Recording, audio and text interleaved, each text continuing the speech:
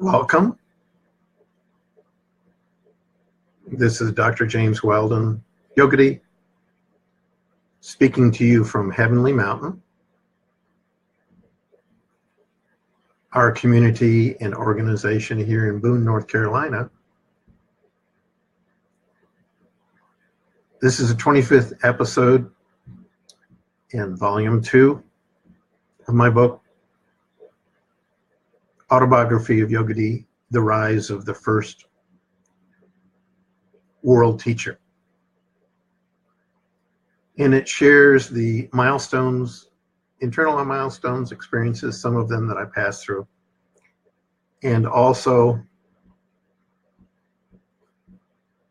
in this segment, we're going to be talking about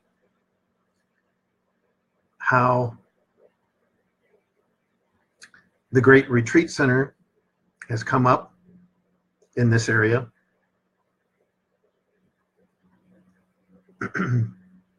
And adventures along the way. And in the last episode, 25, I talked about how out of the blue, I'd heard on an advanced class, a silence meditation course that I was taking, that the Art of Living Foundation had acquired this facility on the Heavenly Mountain. A portion of what was built up here.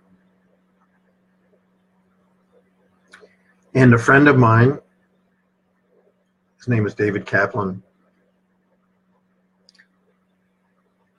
began this process in the mid-1990s, built this huge facility. So now it was 2000, the end of 2011, 2012. And on this advanced class that I had just gone, I just heard that the Art of Living had acquired this facility. And I was absolutely flabbergasted that this could happen. I was actually knew the Kaplan brothers quite well. They were in the small community of called the 108s with the Maharishi Mahesh Yogi, an earlier teacher of mine and of Sri Sri. And in the mid-90s, they had their company had been bought out, and they took a large portion of that fortune. I don't know how big it was, but could easily be hundreds of millions of dollars, and bought a huge swath of land, and beginning in the 90s, built 3 major campuses up here. One on the west side that the Art of Living had just acquired, just in October 2011. And this was a very difficult time in the economy. So huge numbers of foreclosures that were going on all throughout the United States. And property values had just dropped. And David apparently was in a very difficult situation, needed desperately to sell it. And so it was coming up for auction in October 2011, November, something like that. Very bad time to sell. And so when that auction was held, Sri Sri had visited this campus, now the Retreat Center of the Art of Living, and mentioned that this was all designed for our use. And it was designed with the classical, what's called Sthapatya Veda design, the mathematics on the buildings and all of the technology they used to make the space harmonious. And it was also, by the way, smack dab on top of the Blue Ridge Mountains, which actually is the oldest mountain range in the world, Continental Divide right here. Very, very special place. Very powerful place. And I'd even heard it later down the road that some of these details on how we may have been here in the past. That's a whole nother topic. So when the whole economy collapsed, the organization that was here, the men of the TM organization called Prussia, they left the property. The property was abandoned in the winter. The main meditation hall was a skateboard park for the town. Water and mold had crept into many of these houses. And there were about a dozen, 15, 10 houses or so that also had been abandoned. Many of them were totally trashed, broken into, windows broken, wiring pulled, plumbing pulled. And in the purchase of the facility, The Art of Living, very interesting. So when the auction took place, it turned out that Sri Sri Ravi Shankar had put aside all the donations since the earliest days that Art of Living had been teaching in the United States. Every time anyone made a donation, that was put aside in a pot. And now we had, to my amazement at that time, $10 million sitting in a bank account. And so when the property came up for auction, there was really only 2 people that were bidding. There were a few others that bid a little bit. Sri Sri knew about what was going on, but he wasn't here during that bidding. It was a live auction. And some of my friends were here. I didn't even know about it at that time. And so one of these groups was a Christian group that apparently had huge means. I believe it was associated with a nonprofit down the road here, and also with the family and son of Billy Graham, who is a very well-known preacher in the United States in this area. You go to Charlotte and there's a main road named after him and a whole institution there. Charlotte is nearby. It's about an hour and a half away. And so as the bidding went on, every time Art of Living would bid another $100,000, this group and individual would just immediately outbid us. And it went up and up and up. And it went beyond 12 million. It went beyond the $10 million.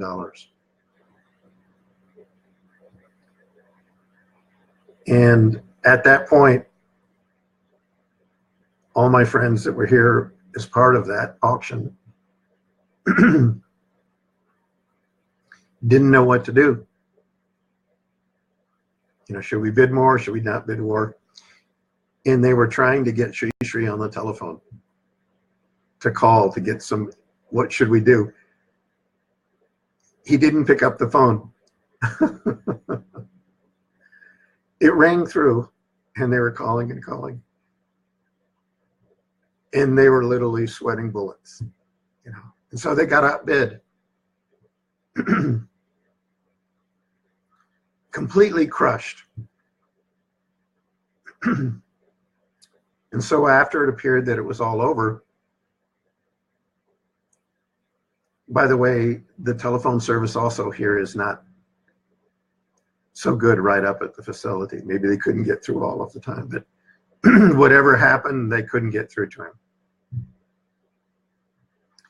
And so they were driving up on, there's a very famous highway here called the Blue Ridge Parkway. And so they drove up to the Blue Ridge Parkway and they stopped overlooking the mountains. Absolutely beautiful, stunning location. Perfect property, designed for our use, obviously not in the best condition. They pulled off the side of the road and they finally got through to the founder of the Art of Living, Sri Sri, on the phone. And he said, how did the auction go? This is what I was told. And they said, "Oh, Shri Guruji, we lost the auction. What are we going to do?" You know, because this was like perfect in every way. This property. And everybody was crushed, totally crushed. Because this organization that had outbid us, I think by a couple of $1 million over our 12.5, 13.5, something like that, which was still absolutely an unbelievable bargain. He says, "Oh, you know, don't keep your spirits up, you know, keep your strong sankalpa that it's going to happen." And he said, "Don't worry, you're going to get it, and even for less, even for less." And so they said, "Okay." Wondering, we'll see, how is this going to happen? And so the way it worked in the auction is that you had to put a deposit down, and then you had a certain amount of time to perform in terms of your income, the cash to buy the property. And as the days passed, I think it was a couple of weeks, the time went by, and it came closer and closer and closer to the closing date for this organization to buy it. And the individuals, Vincott and others that were involved in those negotiations, got a call from the real estate organization. They say, "Well, you know, they've been a little slow in making their final payment. They paid their deposit, non-refundable, by the way. If they don't perform, would you be willing to come in and buy the property?" And they say, "Yes, but not at that price. But to show good faith, we'll go ahead and send you a good size check, refundable, if we decide not to proceed, but we'll go ahead and do that." And so the days went by, and the final day went by, and they didn't buy the property. And apparently what happened is the funds somehow didn't get transferred. I don't know if it was a problem in the banking system. That's what I heard. But whatever happened, there was a glitch. There was a big cosmic glitch. And this organization, which, by the way, I do know, I've met many of the individuals in that organization, weren't able to perform. And so they came back to the Art of Living. And they said, "Okay, what price would you be willing to pay for this property?" See, Sri had said, "You'll get it, and you'll even get it for less." So they stopped, you know, they had 10 million, you know, they committed everything they could commit. But really the bidding between the two parties ended about $6 million. There was only us and then that other organization. And so they said, "This is really where the ending will end. This bidding will end, and we will agree to buy it at that price.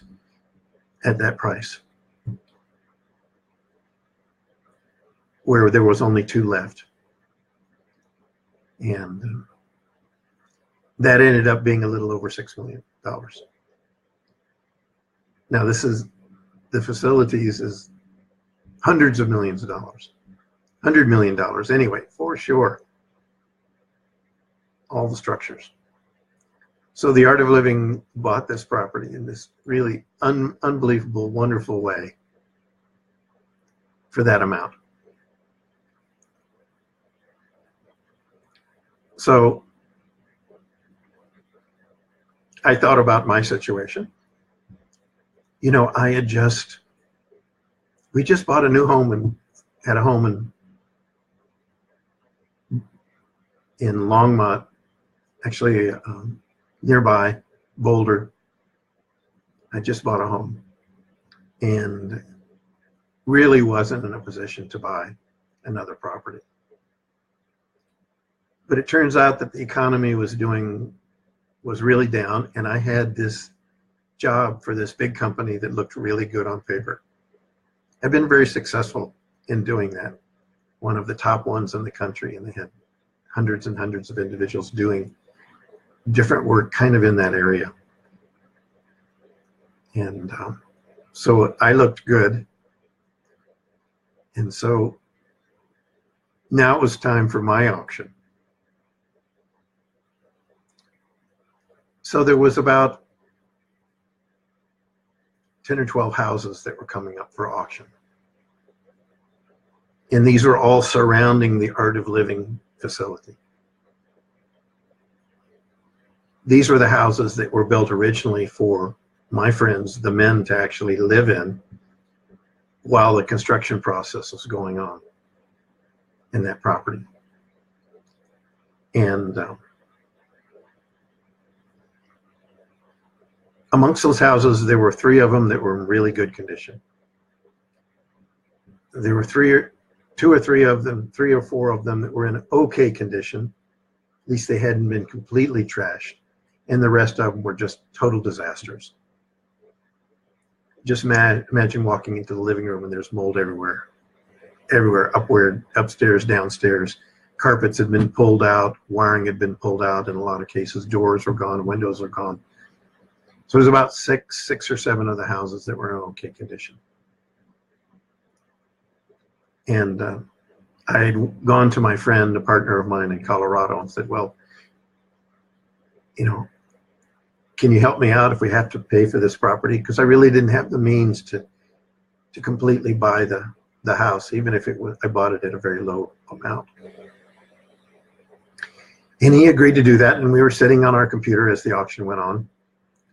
And on the phone actually was Philip Frazier talking to me on the phone as the auction for my houses. And many of my, the old timers had come in and looked around and decided they wanted to buy some of these houses. And so as the auction continued, the 3 good houses went immediately. And as the bidding went on, I couldn't make myself buy a property. And the reason is that I imagined and knew that some of my friends, dear friends, were also bidding. And I couldn't make myself bid against them. I couldn't do that. Literally, I could not. All I had to do was click on my mouse, but I couldn't do that.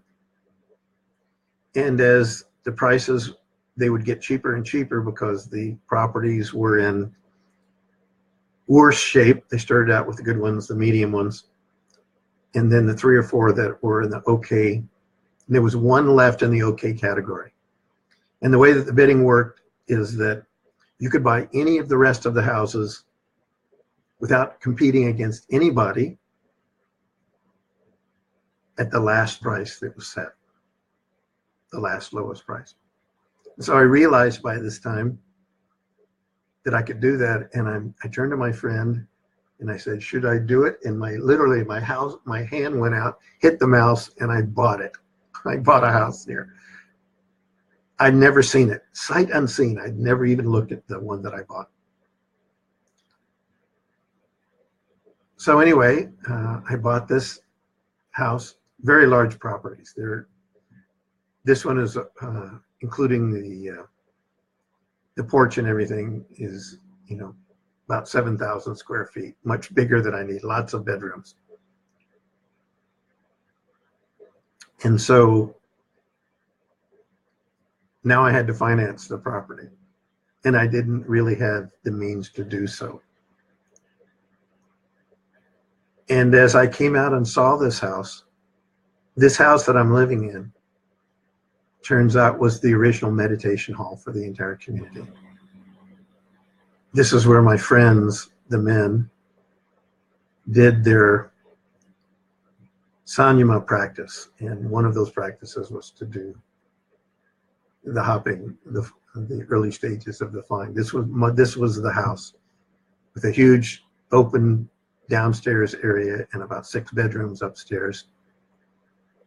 And it had been sitting unused, empty, cold in the winter, for 4 or 5 years. But it wasn't totally trashed. And so that's how I acquired this property. Sight unseen, I didn't even know. And it was a very special place. I considered it a very special place. And so over the next few months till July, Trisha was planning a huge celebration here. The full moon event called Guru Purnima. It's the day that we honor the spiritual teacher and the tradition and the power of love and grace. And both of these properties had to be brought up into good condition. Now the townspeople, the building inspectors and so forth, there was an unbelievable amount of work that needed to be done on both properties. My little small property and this huge property. They estimated maybe 1.5 years worth of work. It was in a very, very difficult condition. And so they announced the course for that main celebration. And I flew back home and I told my wife that I had bought this house. And I went to my partner, after I heard that this whole thing was considered our inheritance. And I went to my partner that agreed, and I said, I can't let go of this property. I want to own and keep this property. What should I do? And so I had to settle up with him. In addition to buying the property, getting into condition, we had to make an estimate of perhaps what kind of profit there would be if we fixed up and sold this property. I bought it for a very ridiculous amount, in the low $100,000 range. Very, very, very inexpensive. So I had to settle up with him, which I did. And so he made the most money he ever did in 5 minutes, 10 minutes sitting with me. And my wife was upset because I was immediately thinking about moving out here. She was settled in Colorado. And so I came out here on my own during that time and did all the renovations here and painted the house myself and, cleaned it up and tried to give enough furniture. And then so that people could sleep here. And by the time that July came around, even up to the day before at the main retreat center, they hadn't received the occupancy permit to do the program. And so as a backup, they had reserved a basketball court down at the university, Appalachian State University, large university is here in this town. And so we were on our way. People were flying in here from all over the United States to come to this program, and they were planning to do it at the main facility. They didn't even have the ability to occupy it and utilize it. So Patricia had full confidence that it would happen. They had a little bit of a backup just in case. And so just before everybody arrived, they got the occupancy permit. So my house here, I think I had maybe 45 people staying at my property. Now I'm 100 yards from his main kutir. I'm right next door. And we hung black curtains in the living room in this huge open space so that the men could sleep on one side, the women could sleep on the other side. And, you know, a lot of trials and tribulations. Anyway, in terms of my financing for this property, I now had to pay cash for the property. And I shouldn't have been approved for the loan. And I applied at a local bank, and they asked me about my property in Colorado, which we had just bought, you know, maybe about 4, 5, 6 weeks before that. And they looked at that property, and it turns out that the loan documents were never recorded for my property in Colorado. And they asked me, I didn't ever said anything one way or another, and they assumed that I owned that property in Colorado with no loan balance. So actually, now I had this job for Sears that looked good on paper. And the day before I would have lost my property, by the way, I was totally sweating bullets. I had a timeline also I had to perform. A little bit longer. I had to get a loan approved. And so when they saw that property in Colorado that I was living in, which I had a loan on, there was no loan yet recorded. And so they assumed, they didn't ask and I didn't say anything, they approved the loan here. So like two days before I would have lost this property, the loan was approved here.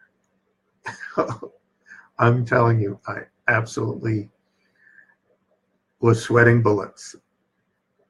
In spite of everything, in spite of all the experiences, I was going through a major period of trial and tribulation. Because obviously this was my dream, is to live here and be part of this and help to share the growth of this community in the development of this wonderful facility home here on the mountain. And literally I was coming home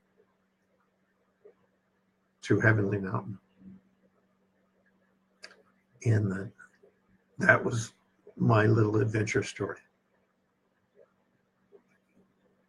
What a time. And so in spite of the fact that I let go of my job in Colorado, there was an opportunity for that company in the commercial division of Sears that had been vacated. I didn't have a new job,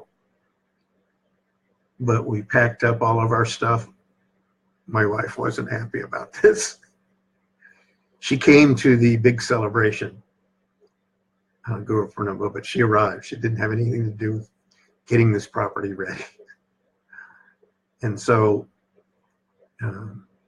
we packed up, we flew out. A friend of mine drove a small RV, had an accident on the way and so forth out here. And after I arrived here, after we moved, I got a new position for that company, the commercial division of Sears. And my job was to go around and talk to all the universities and the heads of different departments and builders and contractors and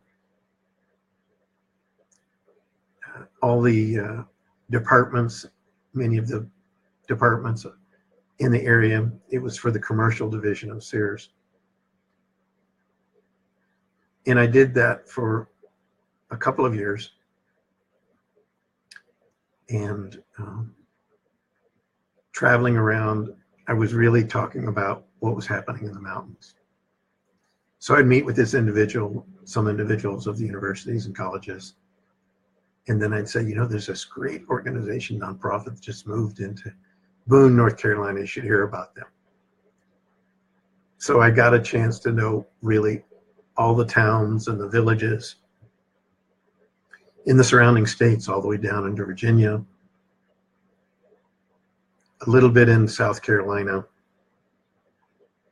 but North Carolina. So I spent the next few years, you know, traveling around, meeting everybody, getting to know leaders, some heads of different counties, department heads of the universities for 3 years. And then at the end of that time, Overnight, that job ended, completely ended. And this is when we began to do our vacation lodge business, which took off like crazy. So not only was I given a home, but I was also given a livelihood, retirement livelihood. And this is why I'm able to spend my time talking to you and doing this kind of work. And when friends come from all over the world to visit Boone several times a year, when the founders come, all my old friends come and stay at my home here, my vacation lodge. But each week there are different groups and organizations that come here and stay. And almost all of those times we leave. We have another nearby place that we stay. And so in this phase, this is when we begin to think about growing and creating the community on Heavenly Mountain. There already were a few old timers here, a few friends that had homes. They were involved in the TM organization. Several other spiritual groups moved here, organizations. A couple of other nonprofits were involved in the area. And that was the growth of what's happening for the future. But we still have this huge, huge facility. And over the last 4 or 5 years, it's really been amazing. Slowly growing and developing takes a while. And a spa and a clinic and a vegetarian restaurant was created. Thank God I didn't have to run it and operate it. I was able to let go of what I was trying to do in Colorado. If we'd bought that facility, I would still be there trying to run and manage that. So life is amazing.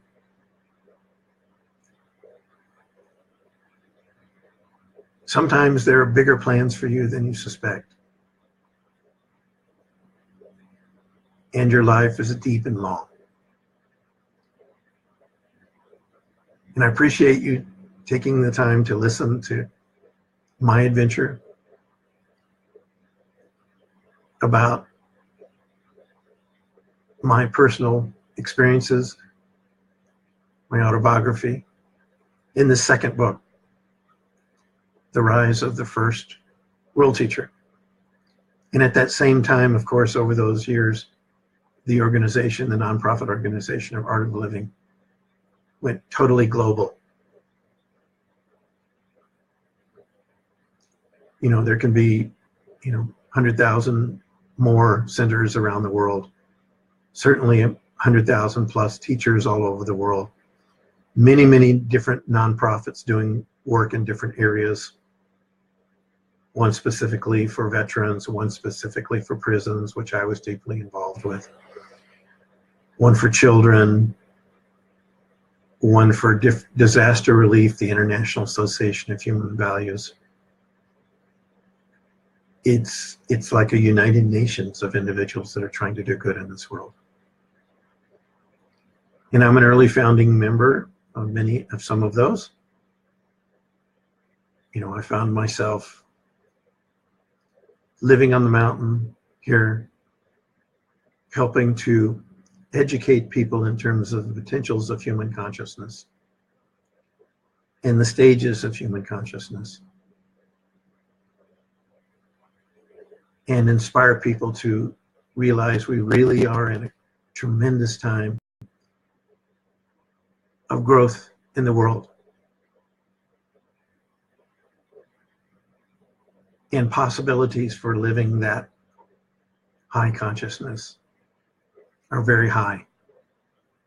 I calculated at one point that if it was 200 or 300 years ago, the chances were like maybe 1 in 5 million or 25 million that one was able to come into contact with something like this, take the benefit of it, and really have a chance of living that higher states of consciousness. The possibilities are very, very high for many individuals. Possibly, 1 in 250 in the world. Certainly there are hundreds and hundreds of millions of people that have heard about the activities, and there are tens of millions of people that have taken the program, maybe 60, 70 million at this point around the world. And we still have a lot of years left, a lot of chance to do good.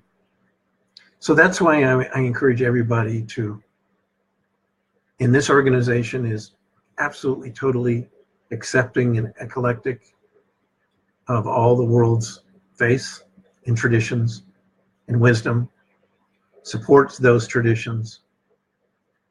Even the nonprofit work is often done with local volunteers in that culture, instead of kind of bringing people in from afar.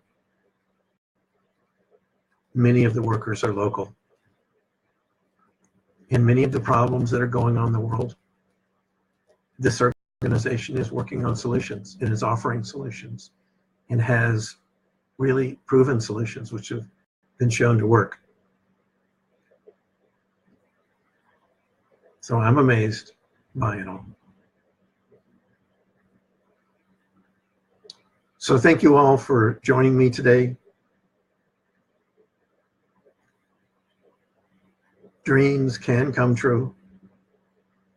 And my dream for every person on this world is to live in the heart of love and discover the mysteries of their life. We are a mystery. Who we are, where we came from, what is our destiny in this amazing journey.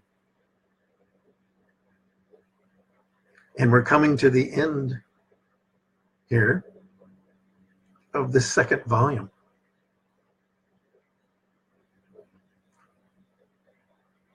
About my story of my life and being in contact with the rise of what I consider as the first world teachers. Really a global force of good. Bringing together our one world family. So thank you for your time. We'll join again in the next episode of my personal autobiography. I'm just sharing my story.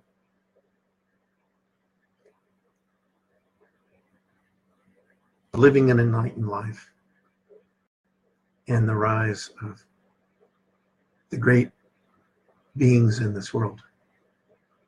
I believe that there are many, many great beings in the world now to take part in this global phenomenon. And I've shared my story of one of them, a couple of them, in addition to the amazing things that happened with me in my personal relationship with the founder of the Art of Living, Sri Sri Ravi Shankar. So there's more. We are connected to all of the traditions. And the next work is going to be talking about that. And everything that's come before is to help build some confidence that maybe some of these things, some of the most amazing things are yet to be shared. To help build confidence that perhaps this is true. Perhaps what I've shared here it really did happen this way. All of these episodes, now over 50. I've shared it as honestly and as directly as I possibly can. So what's coming next? We'll see. Join us again. We wish you well. May the love that we are fill this whole world. And may we reach out to those individuals who are suffering and are going through such difficulties and help inspire them, raise them up, do the work that we can to help this world become whole. Thank you. Namaste. And God is great.